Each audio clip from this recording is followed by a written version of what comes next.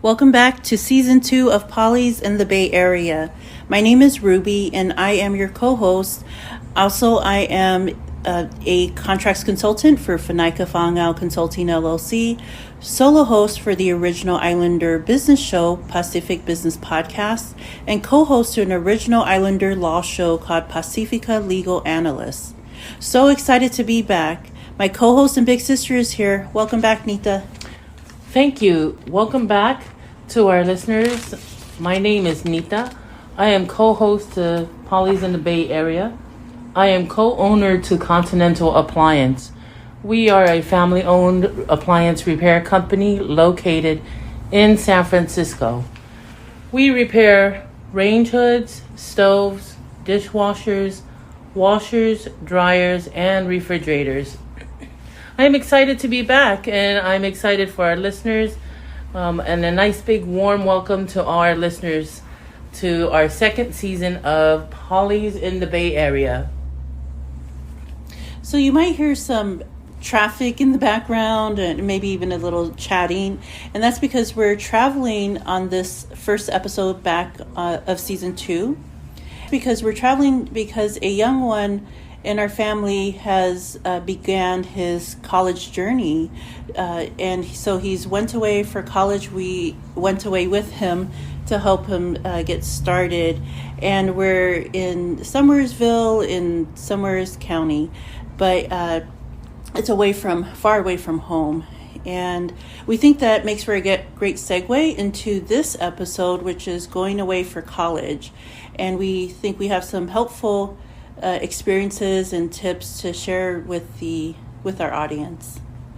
Yes. Nita, you want to get us started? We're going to, just letting listeners know, we're going to talk about experiences, lessons, and tips. And so, Nita, what are your experiences for going away for college? My experience as a parent, I believe, is different from other parents that have had their children go from community college to university. My son was able to go straight from high school at the age of 18 to university and moving away from home, which is a big step for him because he's never been away. It's one thing when he goes to grandma's and he goes to his uncles and his aunties, for a weekend, but he knows he's coming back. But this time he's going away. And at first I know the nervousness and the stress of trying to figure out, because I knew he was stressed because when he mentioned, nobody lives around that area. And, I have to keep having that conversation with him that regardless of where he is, even if there was family nearby, he can always give me a call his uncles and aunties and his cousins when he would feel lonely or, homesick. But I think with him going straight from as an 18-year-old, I know it's not common in, with the Palangis in the Western society. But for our people, they normally tend to go from community college to, the 4-year college. And there's nothing wrong with the community college. Don't get me wrong. It's just that I've noticed with, some of my own nieces and nephews that's gone to community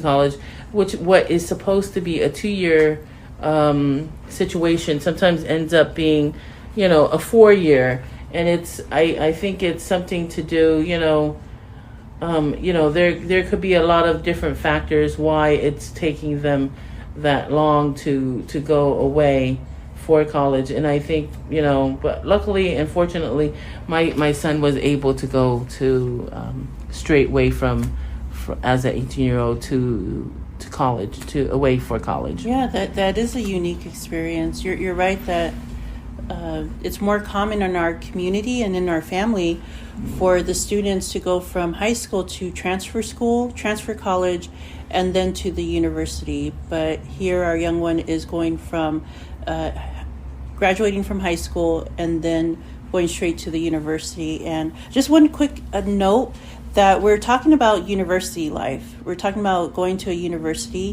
when we say going away for college.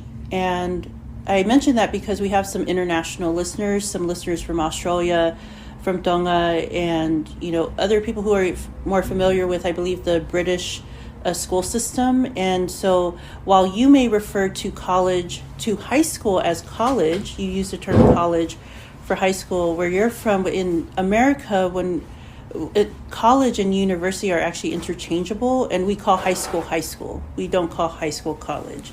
So just clarification for our listeners, especially the international ones. When we talk about going away for college, we mean going away to the university.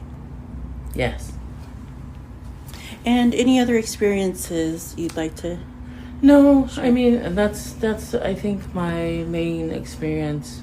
That's a big one, being the parent of a student who's going away for college, and it's so uncommon in our community. I mean, yes, it happens, but in the way this one and the timing, it doesn't happen that often. A lot of us will go through a transfer school before we get to the university. Yes. For example, me, I went through a transfer college, which was City College of San Francisco, before I went to University of Hawaii. So I'm a first-gen college graduate, and what's different between me and my nephew is that while he's starting his college life as an 18-year-old, I did not do that until I didn't transfer to the university until my mid-20s. And so I had some years I had some life experiences to bring with me to my college life, and that was beneficial to me. And so it is more challenging, for a young person who does that at the age of 18, but the benefits are being on schedule with the American school system and higher education, being on schedule for graduating and being the same common age as your peers. Being among your peers is also a privilege, whereas, I was older than my classmates. And if you've heard season 1 of our show, Polly's in the Bay Area, then you'll know that Nita and I had shared some trauma, some disruptions that happened in our younger years, which caused, not the easiest ride through higher education.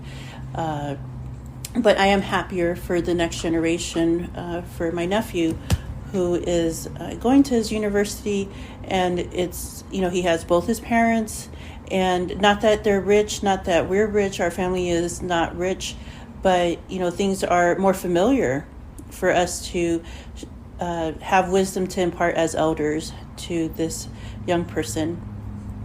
And so the next topic we'll discuss are lessons. What are some lessons, Nita, that you've learned about going away for college? One of the lessons that I learned going through the process of, preparing my child to go away for college was to not assume that the school counselors will oversee everything about, college applications, FAFSA, scholarships. And even though, the counselors will tell you they will help, it's up to us as a parent to be on top of it. We can't just leave the ball, everything for them, the counselors, to be on top of. We as a parent have to also do our portion of the work. And so, staying on top of the due dates, making sure the essays are done, making sure their grades are done, so then that way, it gives your child, if you say you really want them to go away, we just can't leave everything up to the other person. I know we're all working. Some of us are working 1 job, 2 jobs, but, in order for, our kids are depending on us. And, we just can't assume, if we're telling our kids, make sure your grades are good, we have to do what we need to do as the parent. The second lesson that I have learned from this is to not assume that when your child plays a sport, that the sport will give them a free ride.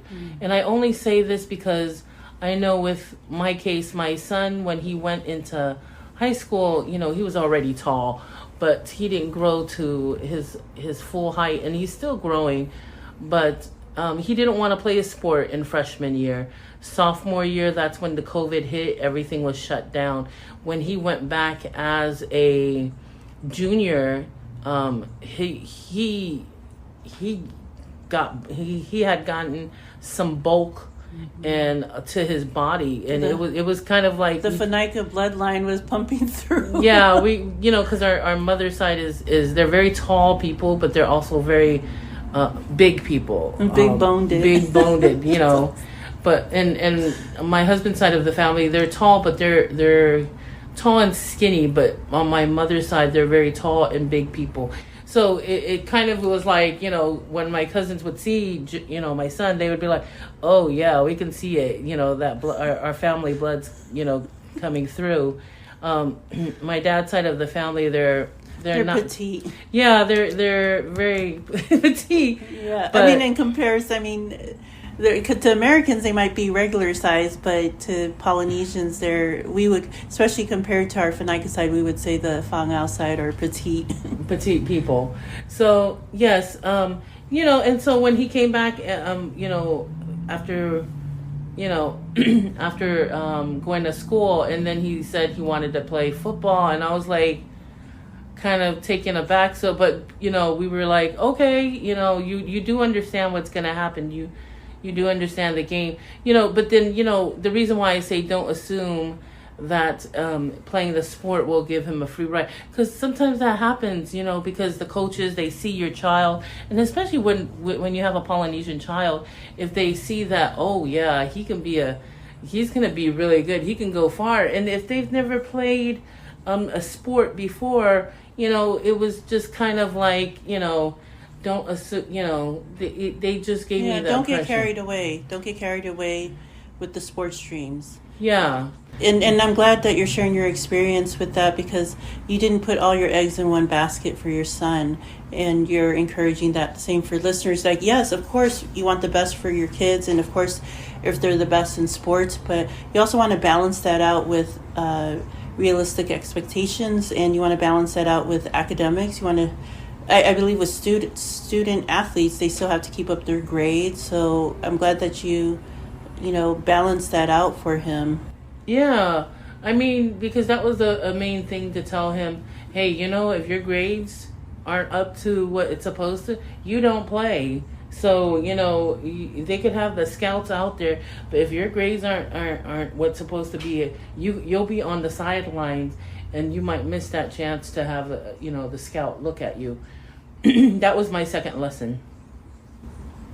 Great. I think these are some really valuable lessons to share with the listeners. I'm just going to share a few lessons that I also learned as a college graduate, as a person who went away for college. So the first lesson is that, and I think this is needed to be heard, is that it's worth it.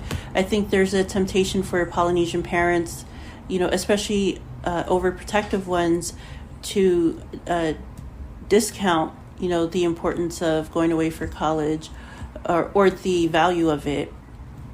Because of course you can go local, which I think going local is actually great. That is my preference today, because moving away is very stressful. But I also think that it's really helped me grow as a person to take the chance to move away for college. In my experience I had after I did my transfer school, City College, then I transferred to University of Hawaii. So I moved from San Francisco all the way to Hilo, Hawaii. So I went to the Big Island campus, and it taught me how to take chances, and from there on, be more comfortable with continuing to take chances in life. Another lesson that I don't feel is heard enough for parents of college students and for college students is the value of good credit. Thank you for listening. This talk was from the podcast Polly's in the Bay Area, and that's available on Spotify. Again, the show is Polly's in the Bay Area, and it's just talks and conversations from and about Polynesians in the Bay Area. Look for us in the podcast platforms.